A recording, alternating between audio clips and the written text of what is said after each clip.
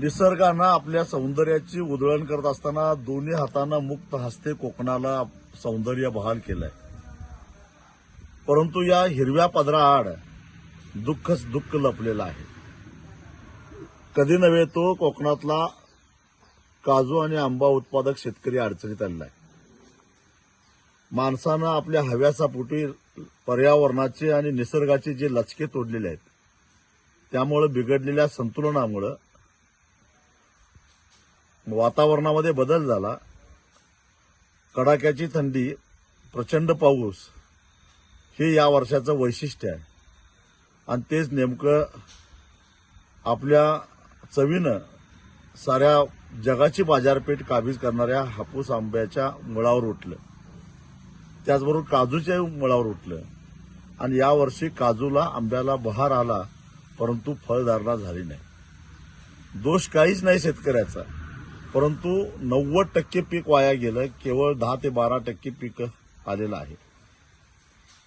खर्च मात्र करून झालेला आहे.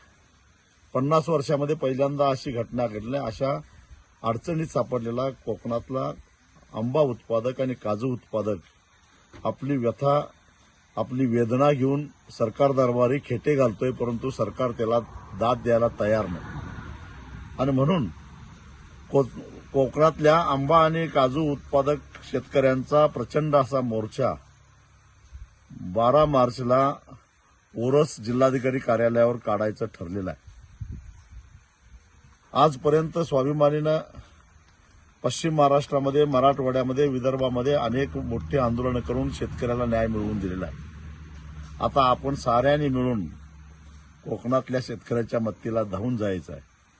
आणि म्हणून माझं सगळ्यांना निमंत्रण आहे, 12 मार्चला सकाळी 10 वाजता ओरोस येथील छत्रपती शिवाजी महाराजांच्या पुतळ्यापासून त्या भव्य अशा मोर्चाला सुरुवात होणार आहे.